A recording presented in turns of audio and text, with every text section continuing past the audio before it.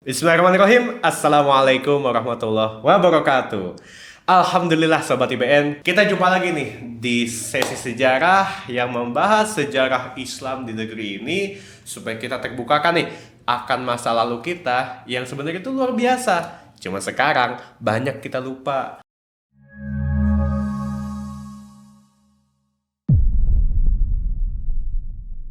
Nah, Sobat IBN, pernah nggak dengar di medsos itu ada orang-orang yang giat menyerukan slogan kembali ke ajaran leluhur.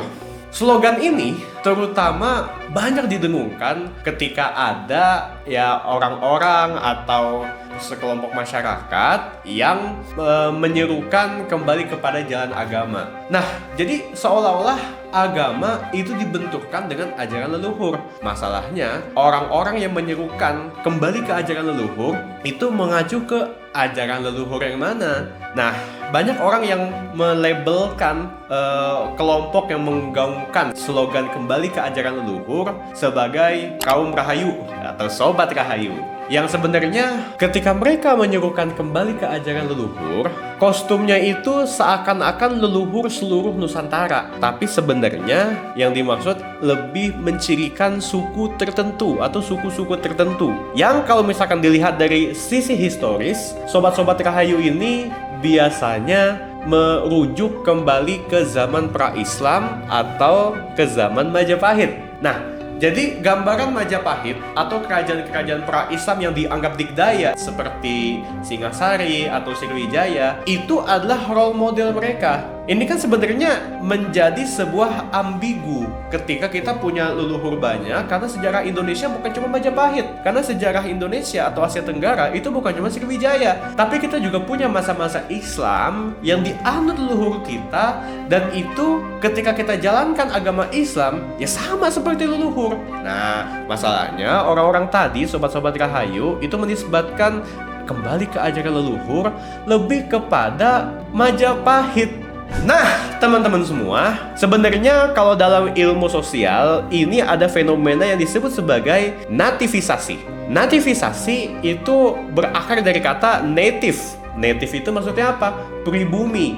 Nah, kalau dikaitkan dengan Islam atau sejarah Islam, maka nativisasi itu lebih merujuk kepada sejarah orang-orang pribumi sebelum Islam itu datang. Dan ide nativisasi itu apakah murni berasal dari pribumi atau ada pihak yang mengompor-ngompori? Nah, Sobat IBN yang dirahmati Allah, kalau kita melihat sejarah nih, sebenarnya ketika Islam datang, Islam itu memang membawa perubahan yang sangat besar bagi kehidupan politik, sosial, ekonomi, pemerintahan, dan seterusnya di negeri kita. Tapi perubahannya itu smooth, walaupun smooth, mendasar sekali. Sehingga ketika orang tua kita, leluhur kita sudah menerima Islam, mereka itu menjadikan Islam terikat dengan identitas nasionalnya atau identitas sukunya. Makanya ada orang Sunda yang bilang Islam teh Sunda, Sunda teh Islam. Atau orang Melayu yang bilang kalau misalkan ada orang Melayu yang keluar dari Islam,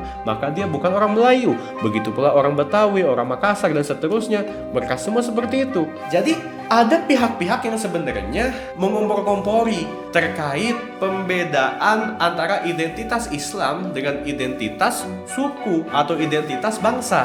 Kalau kita melihat di sejarah, tentu di sejarah ada masa penjajahan yang ternyata para penjajah-penjajah itu dari Eropa, mereka bukan hanya menyerap sumber daya alam kita, mereka juga menyerap sumber daya manusia kita, bukan cuma tenaganya, tapi juga pikirannya. Nah, orang-orang Eropa, baik itu Belanda, Inggris, atau Prancis yang pernah menjajah kita, mereka itu punya beberapa think tank.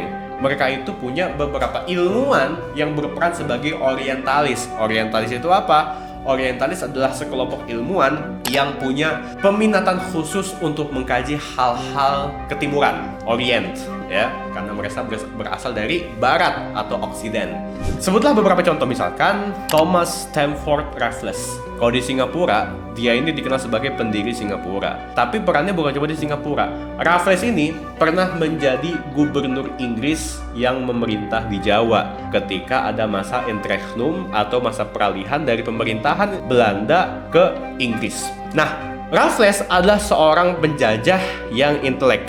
Dia mempunyai karya yang cukup luar biasa. Namanya adalah The History of Java.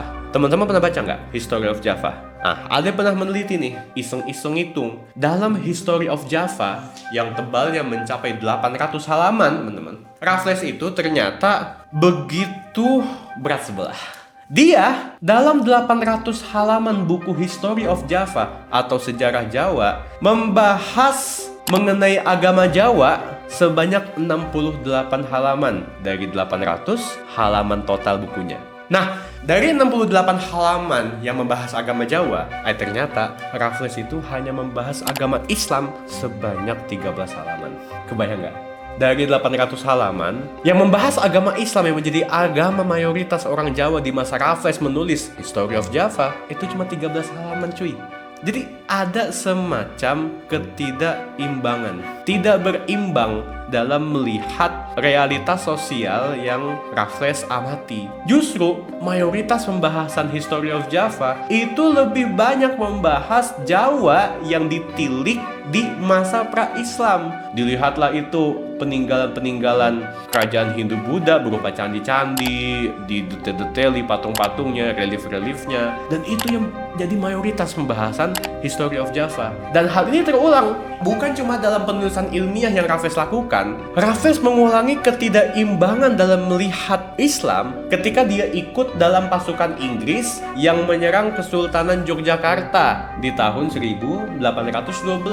Ini adalah peristiwa Geger Sepoy namanya. Dan kalau misalkan teman-teman searching, di peristiwa ini Inggris menjarah harta benda yang dimiliki oleh Kesultanan Jogja, Keraton Jogja, itu dengan nilai mencapai ratusan juta dolar hari ini. Nah, dan banyak sekali yang dijarah, dirampas. Tapi coba, ada fragmen ketika tentara Inggris itu masuk ke Keraton Jogja, didapati ada manuskrip Al-Quran. Itu nggak diambil. Kenapa? Katanya manuskrip Al-Quran ini tidak mencerminkan budaya Jawa yang adiluhung.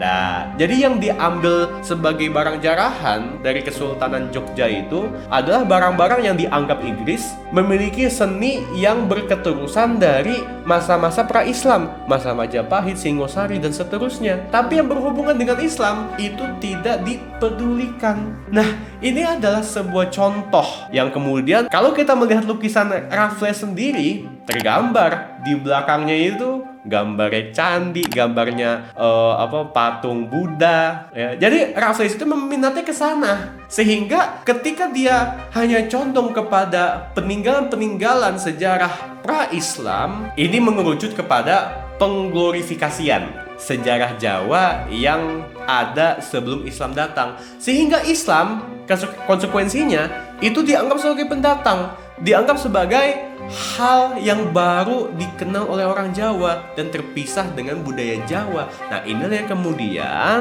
terjadi di pemikiran sobat-sobat Rahayu itu, bahwasanya yang namanya ajaran leluhur itu bukan ajaran Islam, tapi kembali ke ajaran leluhur yang pra-Islam. Nah, hati-hati teman-teman. Kita kalau melihat sejarah seperti itu, ya maka akan ada keterputusan historis antara kita dengan leluhur kita. Padahal yang namanya kita hari ini ada, apalagi Indonesia, orang-orang dengan berbagai suku menganut Islam, itu juga dari apa yang dianut oleh orang tua kita dahulu. Nah, jadi kegambar kan bagaimana sejarah itu harus dilihat secara proporsional. Jangan terjebak atau mengglorifikasi di satu masa tertentu dengan meniadakan masa yang lainnya. Nah, jadi begitu Sobat IBN, mudah-mudahan dari sini kita bisa lebih jeli dalam melihat slogan-slogan yang kemudian dilontarkan oleh pihak-pihak tertentu, bahwasanya Islam, agama yang kita anut fid dunya wal akhirah hari ini,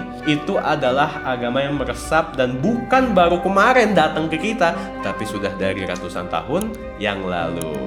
Sekian, saya Niko Pandawa. Assalamualaikum warahmatullahi wabarakatuh.